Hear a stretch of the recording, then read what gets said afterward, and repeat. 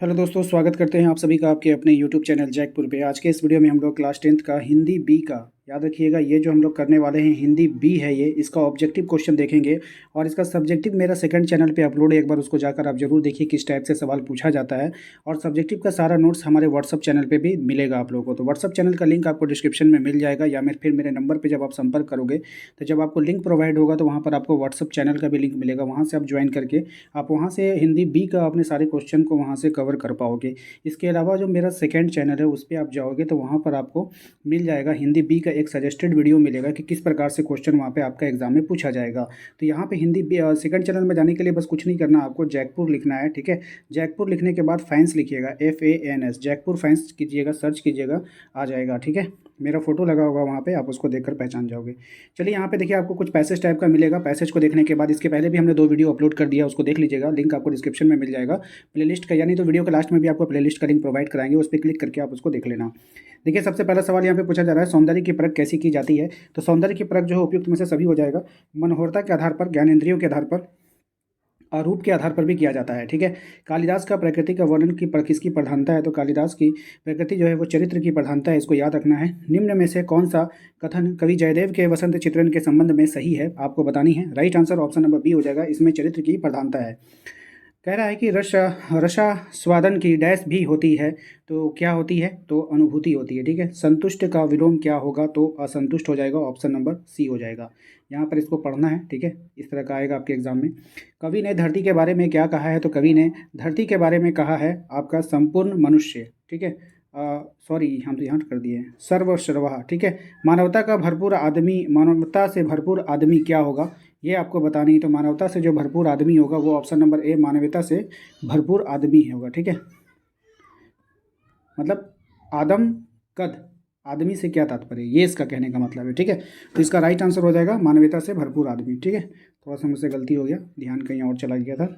चलिए question number 8 पे आते हैं। कह रहा है कि आसमान की तुलना किससे की गई है। आसमान की तुलना किससे की गई। तो आसमान की जो तुलना की गई है गंदगी बरसाने वाले थैले से किया गया है, ठीक है। प्राणदान का क्या तात्पर्य है। तो प्राणदान का जो तात्पर्य है ऑप्शन नंबर बी, प्राण प्रदान करने वाला, ठीक है। कवि कवि समय से कब और क्यों कतराना चाहता है। तो कवि समय से कब और क्यों कतराना चाहता है। तो ऑप्शन नंबर सी, किसी को प्यार करने का समय नहीं है, ठीक है। कह रहा है क्वेश्चन नंबर 11 में नीडर शब्द में किस उपसर्ग का प्रयोग हुआ है। तो नीडर शब्द में जो उपसर्ग का प्रयोग हुआ है तो वो नी का प्रयोग होगा। कालिमा शब्द में किस प्रत्यय का प्रयोग हुआ है। तो कालिमा शब्द में जो है प्रत्यय का जो प्रयोग हुआ है वो इमा प्रत्यय का लगा है, तो प्रत्यय लास्ट में लगता है, ठीक है, याद रखना है। महेश का सही संधि विच्छेद आपको बताना है। तो महेश का जो हो जाएगा महा प्लस इस, ऑप्शन नंबर बी। निम्नलिखित में से किसमें विसर्ग संधि है, ये आपको बतानी है। तो इसमें जो विसर्ग संधि है वो निश्चल में है, किसमें, निश्चल में है। क्वेश्चन नंबर 15 पे ये कह रहा है कि गिरी प्लस इस का संधि करने पर कौन सा शब्द बनेगा। तो ये जो बनेगा आपका गिरीश बनेगा, याद रखना है आप सभी को। कबूतर परेशानी में इधर उधर फड़फड़ा रहे थे, रेखांकित पदबंध का प्रकार क्या है, ये आपको बतानी है। राइट आंसर ऑप्शन नंबर हो जाएगा, सर्वनाम पदबंध है। धनवान का विलोम क्या होगा, ये आपको बतानी। तो धनवान का विलोम क्या हो जाता है, बताइए, अकिंचन, क्या हो जाएगा, अकिंचन। निम्न में से कौन सा फूल पर्यायवाची नहीं है। फूल का पर्यायवाची नहीं है, आपको बतानी है। Right answer option number D हो जाएगा, तनुजा, ठीक है। उसके बाद इसको पढ़ लीजिएगा, पढ़ने के बाद इसको आंसर करना है कि कबीरदास क्यों रोते हैं। तो कबीरदास जो रोते हैं वो संसार के नश्वरता को देखकर, नश्वरता को देखकर। साखी में सुखिया व्यक्ति किसे बताया गया है। तो साखी में जो सुखिया व्यक्ति बताया गया, खाने और सोने में व्यस्त संसार को सुखिया व्यक्ति बताया गया है। कबीर के अनुसार संसार के लोग कैसे हैं। तो कबीर के अनुसार संसार के लोग सांसारिक सुखों में लीन हैं। जागे से क्या आशय है, जागे से आपका क्या आशय है, आपको बताना है। तो ये हो जाएगा ईश्वर को जगाना या फिर ईश्वर के प्रति सजग रखना, ठीक है। इन दोनों में डाउट है, ठीक है, आप लोग बताना कमेंट करके इन दोनों में क्या राइट आंसर होना चाहिए, ठीक है। हमें इन दोनों में बी और सी में डाउट है। चलिए प्रस्तुत साखी में किस बात पर बल दिया गया है। तो प्रस्तुत साखी में जो बल दिया गया है यह संसार के भौतिक सुख और साधनों के पीछे भागता है।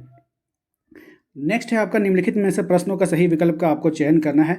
उड़ गया अचानक लोभ उधर, फड़का अपार पारद के पर। प्रस्तुत पंक्तियों में पारद के पर किसे कहा गया है। तो राइट आंसर इसका ऑप्शन नंबर ए होगा, पक्षियों के विशाल पंखों को। जलद यान पर कौन क्रीड़ा कर रहा है। तो जलद यान पे जो क्रीड़ा कर रहा है वो आकाश कर रहा है, याद रखना है।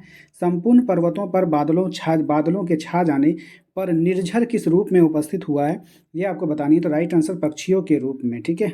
उड़ता हुआ धुआं उड़ता हुआ धुआं क्या है यह आपको बतानी है। राइट आंसर हो जाएगा साल साल वृक्षों के बुरी तरह से जल जाने का जो धुआं है वो बताना है, ठीक है, वो होगा। उसके बाद देखिए मनुष्यता में कवि ने भाग्यहीन किसे कहा है। तो मनुष्यता में जो कवि ने भाग्यहीन कहा है वो कहा है किसको बताइए। जिसका कोई मित्र नहीं है वो भाग्यहीन है, यानी उसका दुर्भाग्य है। तारता हुआ तरे का क्या आशय है।